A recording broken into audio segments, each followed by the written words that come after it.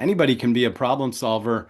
Not everybody is aware of that, and nobody is born being a problem solver. That's a skill set that you can learn, you can master, and then you can apply to any problem that might need to be solved.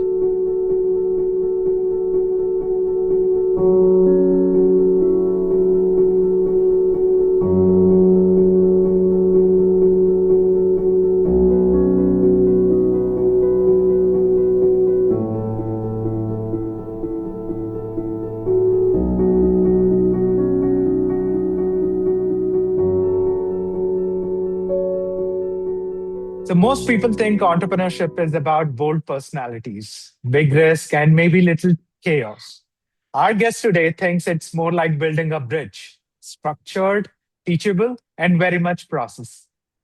Today's guest, Danny, is a professor of practice and the executive director of the Jonathan M. Nelson Center for Entrepreneurship at Brown University. He's also the author of See, Solve, Scale, and someone who has helped redefine how entrepreneurship is taught, especially in a liberal arts setting. Welcome to another episode of School to Startup, brought to you by Tracxn, a private market intelligence platform that's been supporting the global university ecosystem for over 12 years. Through our university partnerships, we work with institutions driving innovation and entrepreneurship, and this series highlights the academic leaders making that happen. I'm Harish, your host, and joining us is Danny Warshay. Danny, great to have you with us. My pleasure. Thank you for having me here today, Harish. Great. So you have said you don't even know what entrepreneurial spirit means. So if someone walks into your class and says, Professor, I just don't have it, do you tell them to drop the class or sit in the front row? No, no, not at all. In fact, the subtitle of my book is How Anyone Can Turn an Unsolved Problem into a Breakthrough Success. And I'd say the word anyone is operative in that sentence. Yeah, my mission in my teaching, the mission of the Nelson Center depicted behind me at Brown, is inclusion. We want entrepreneurship to be accessible to everybody, regardless of your background, your personality type, your interests, your skill set. I define entrepreneurship as a structured process for solving problems. And in that respect, anybody can be a problem solver. Not everybody is aware of that, and nobody is born being a problem solver. That's a skill set that you can learn, you can master, and then you can apply to any problem that might need to be solved. Interesting. So let's rewind a bit. You started as a student at Brown, joined a startup that was acquired by Apple, went to Harvard Business School, co founded companies, and now you're shaping how entrepreneurship is taught. So, did this journey feel intentional, or were you just following the interesting problems? Yeah, no, it definitely didn't feel intentional. In fact, I speak to lots and lots of students about their own career trajectories. And I always say the most interesting ones are the nonlinear ones, the ones you didn't anticipate. I got a random, it wasn't random, but it felt random tap on the shoulder about 20 years ago from a beloved professor of mine at Brown, Barrett Hazeltine, to come teach at Brown. And then 10 years ago, I got another tap on the shoulder to be the founding director of this new center at Brown. Neither one of those was on my radar. I'd say even before that, any of the startups I was part of, I don't think I set out in life to start or join any of them.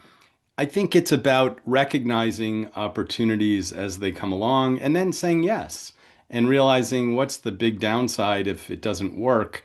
And so, that none of that was intentional. My senior year, I fell into this opportunity to be part of the leadership team of this software startup. We got some support from that same Barrett Hazeltine, who later asked me to come teach, some support from Brown. We built that company up and we sold it to Apple. None of that was necessarily on our radar. We took one step at a time and developed an opportunity. And I'd say that's been the way I've viewed my career ever since then.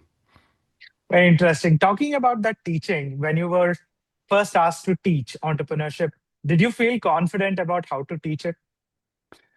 No, in fact, when that Barrett Hazeltine tapped me on the shoulder, I was puzzled by two things. First of all, why me? I had never taught Sunday school. And so I thought, why are you asking me to come be a professor in an Ivy League classroom? And he said, no, you'd be a great teacher. And, I think in many circumstances, teachers know something more about us than we know about ourselves. And I couldn't really say no to him. It didn't feel like it was an option.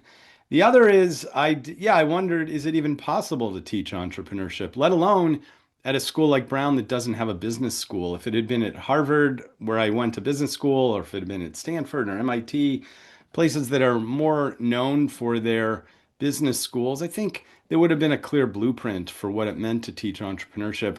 I had to think about what that might mean in a dominantly liberal arts context like Brown, and that's where C solve scale came from. It was, okay, this is a method of solving problems.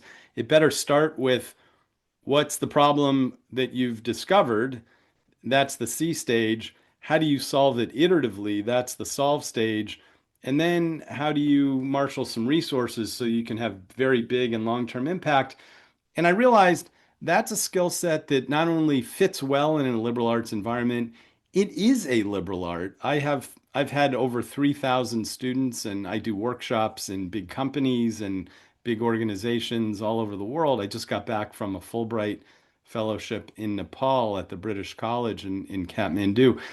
And all in all of those contexts, that skill set is really useful to know even if you're not going to be the classic, tech startup entrepreneur. I've had students in public health, in the arts, in the military, in consulting, banking, lawyers, people who become doctors. They all come back to me and they say that C-solve scale method that you taught me, I'm using it all the time to identify and solve problems. Very interesting. Before we deep dive, this is for everyone watching. If you're enjoying the conversations like this with leaders shaping entrepreneurship globally, make sure to like, comment, and subscribe to the Traction channel so you don't miss out upcoming episodes. So let's talk about C solve scale. If you had to explain it to a student who thinks entrepreneurship just means build an app and raise funding, how would you break it down? Well, you alluded to bridge building before. That metaphor came out of my initial thinking about how could I teach entrepreneurship at a place like Brown that doesn't have a business school? And then it occurred to me that lots of people were talking about what you mentioned earlier, this phrase that many of your listeners, I'm sure, are familiar with, entrepreneurial spirit. You've heard of that phrase? Yeah, Yes. I had heard that phrase, and people just kept saying, you should teach your students entrepreneurial spirit. And I thought, I'm not even sure what that means, let alone the fact that I have no idea how to teach a spirit. And I said, no, these students deserve something more rigorous. And then I realized that my faculty appointment was going to be in engineering at Brown. They had to put me somewhere, and that's where they put me. And I thought, can you imagine if we were to be charged with teaching students how to build a bridge?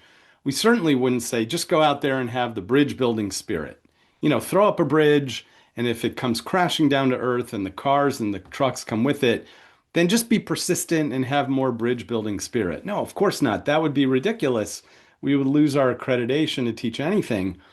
And I thought, no, in bridge building, you could distill some fundamental principles that all bridges have in common.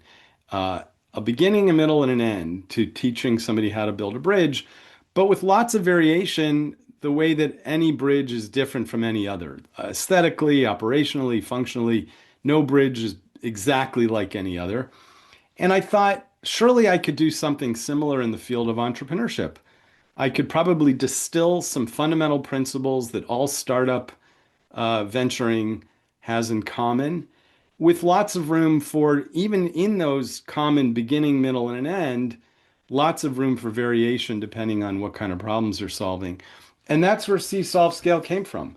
Those are the three principles. So you asked to dive a little deeper. Figure out what problem to solve in the first place. That's the most important part of the process.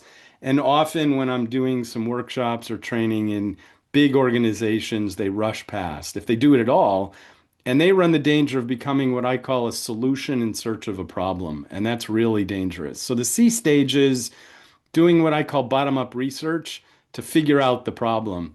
The solve stage is with very few, if any, resources deployed to figure out iteratively a small scale solution to the problem you identified in the C stage. And then eventually, once you've figured it out iteratively with lots of tolerance for failure, marshal outside resources to scale that solution so that you can have very big and long-term impact. And the way I teach entrepreneurship is if you're not thinking big, if you're not envisioning a really significant problem, solution to a very consequential problem, if you're what we might refer to as a small business, that's not entrepreneurship. That's something else. We need small businesses. There's nothing wrong with them, but that's not what we teach at the Nelson Center. We teach how to identify a really consequential problem and then how to solve it so that you can have very big long-term impact. Those are the three steps. Right. I think you answered my second question. But I have another question. You have built this framework inside a liberal arts university, not a traditional business school. So, do liberal arts students actually have an advantage in entrepreneurship? I think they do, which may sound a little funny in these days of AI and everybody thinks technology is so important. It's important, but I find that the best students of entrepreneurship, of all the ones I teach around the world, and I've taught in business schools, I've taught in large scale organizations, companies, um, nonprofits, different kinds of organizations. The best students who latch on to this process are liberal arts students. And I think one of the reasons is they have high tolerance for ambiguity. This is not a science. This is really a social science, entrepreneurship, at least the way I teach it. And I think my liberal arts students I was a history concentrator at Brown. And so I'm biased. I think people with that kind of training can apply their raw skills to lots of different contexts throughout their career. They can zig and zag. It's their careers tend not to be linear, and they can latch onto a process like what I teach and then find different ways to apply it. Actually, the students who I find are the least tolerant of ambiguity are the ones you might think have an advantage, and they're my MBA students in other schools where I've taught. Even worse, my executive MBA students who are stuck with their own mental fixedness on seeing the world, the business world in a certain way, and they resist a new technique, a new methodology, a new process. So yes, I mean, and there's great evidence of that in the 10 years that the Nelson Center has been around. We have wonderful students who are doing exactly what I just described and doing it in big scale. There's an amazing healthcare analytics company that came out of the center called Intiscare. It recently raised $28 million in a Series B financing. They're reshaping the way healthcare analytics works. There's an amazing climate tech company that came out of our center called Perennial, and it's raised $35 million in venture capital, and it's helping farmers optimize carbon sequestration. There's a company many of your listeners know of, I'm sure, called Imperfect Foods. It's reclaimed lots of food that otherwise would be going to waste. It raised over $250 million dollars. At the time I wrote the book, it had 1,500 employees in 43 states. It had already saved over 100 million pounds of food. It recently merged with a competitor at about $1 billion valuation. And there's a fashion company called Liberar, started by an amazing student of mine named Emma Butler, who's created lines of clothing for the 600 million women around the world who have disabilities that make it difficult and even painful for them to wear mainstream clothing. You don't have to listen to me. You don't have to read my book. You don't have to hear the theory behind C-solve scale. We now have 10 years and more. The Casper mattress founders were my students. There's lots of evidence that the method I teach is resonating and working and empowering entrepreneurs who never knew the word. The perennial students who are the climate tech company, when they started at Brown, I'm not sure they knew how to spell entrepreneurship, but it was exposure to the C-solve scale method at the Nelson Center that I think propelled them to understand it, to learn it, to master it, and then to apply it. Very interesting. And in the scale stage, you encourage students to think much bigger than they initially imagine. Why is thinking big psychologically harder than thinking small? Well, there's a lot of things that are difficult to work through, to think, to challenge your brain about. I cite 11 cognitive biases throughout the book. A cognitive bias is something that we are challenged by as humans, not because we're stupid or incompetent or incapable. It's natural to encounter a cognitive bias that might hold us back. And one of them is we think irrationally that one way to mitigate risk of a venture is to keep it really small and tidy, something you can wrap your arms around.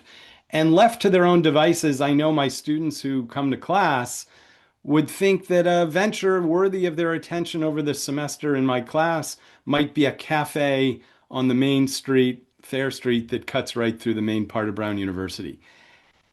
Why would you think any different? I mean, if you're a 20-year-old, you might not have a sense of the scale of what is possible before you take my class. And so, one of the things that I try to do, and I use some specific tools and techniques that are in the book and in my teaching, is to break what's called your mental fixedness, your fixedness in your brain that limits your way of seeing the world in a new way or in a different perspective.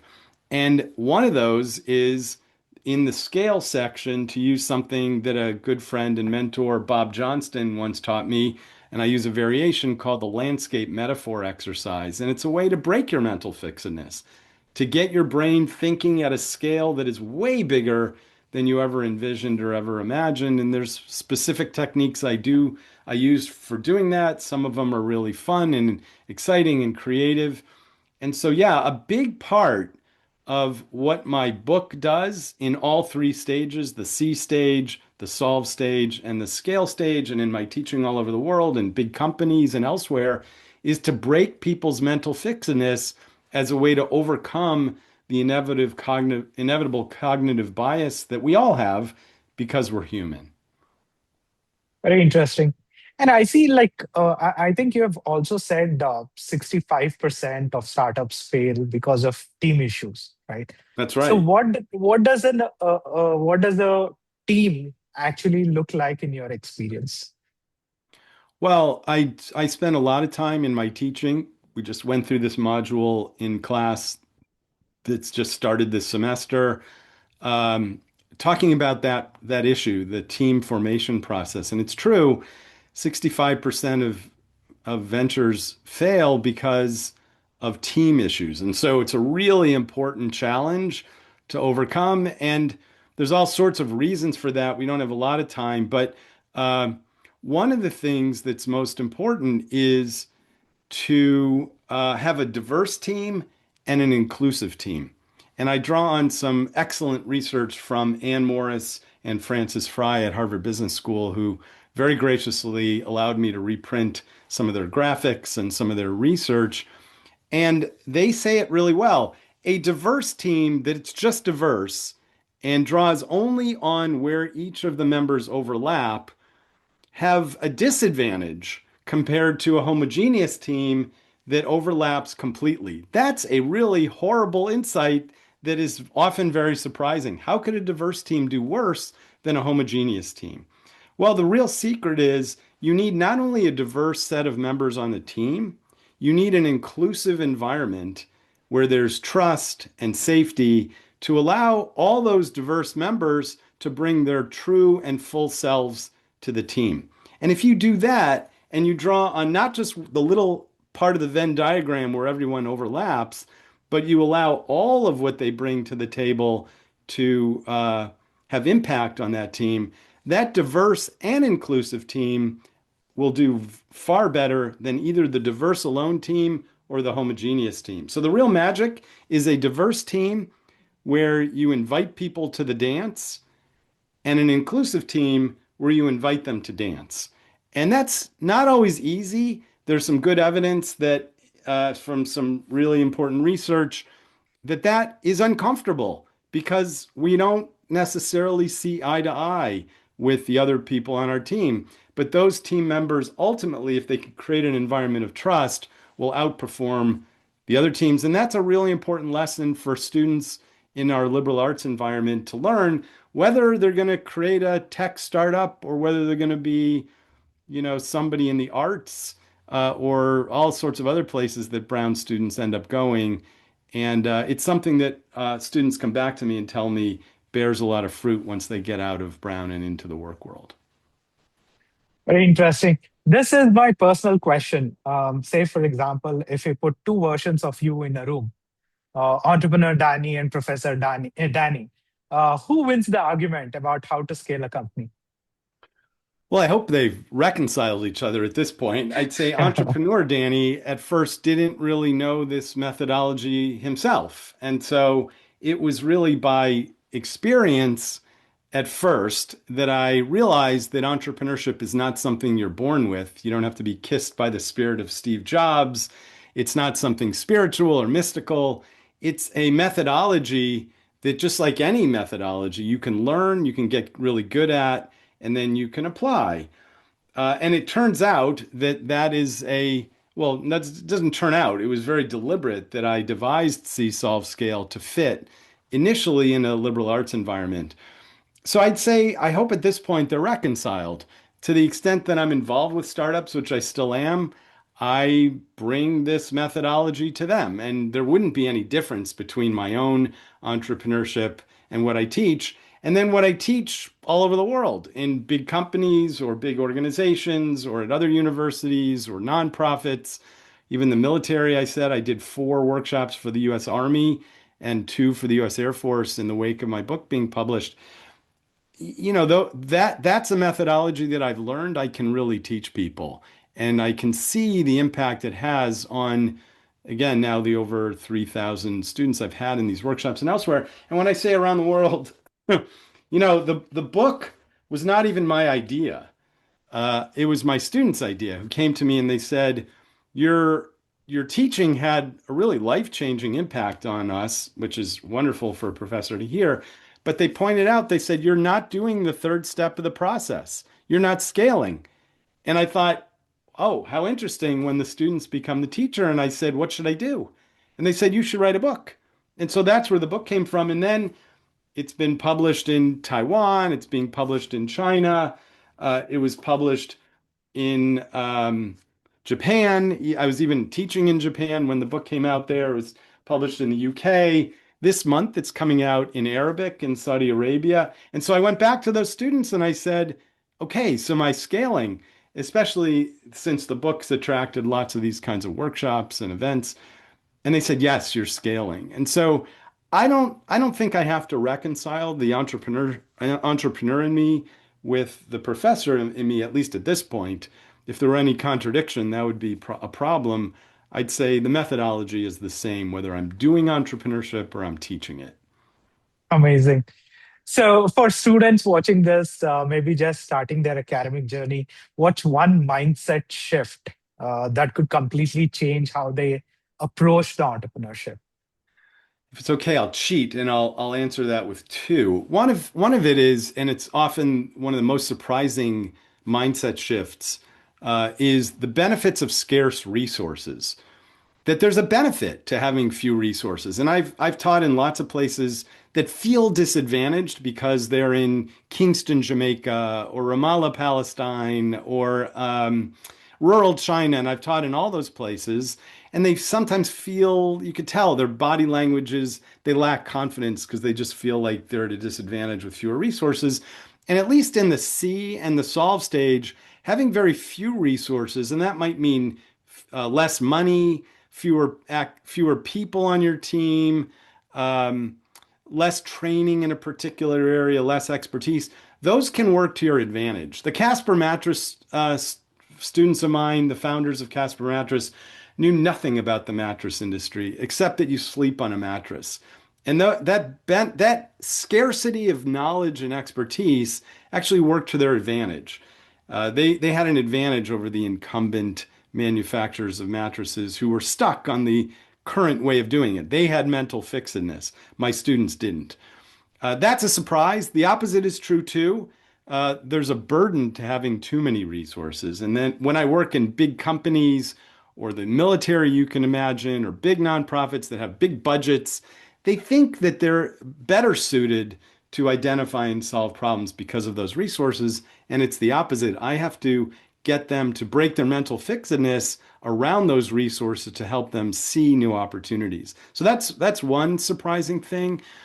The other is this concept of ikigai, which I never had heard of back in 2018 when I started writing this book. And my daughter, my youngest daughter, was doing some leadership development for a camp counseling job. And she came running up to me and said, Dad, I just learned this Japanese word, ikigai, that I think is very related to what you teach.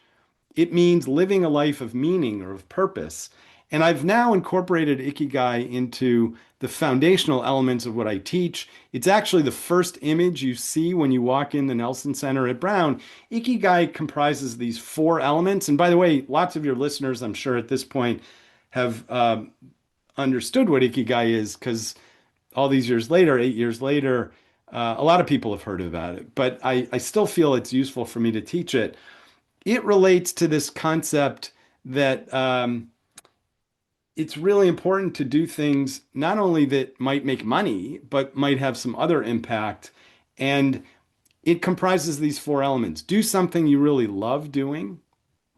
Do something that you're really good at doing. Do something that adds meaning or value to the world. And do something that's going to pay you fairly for the value that you're adding.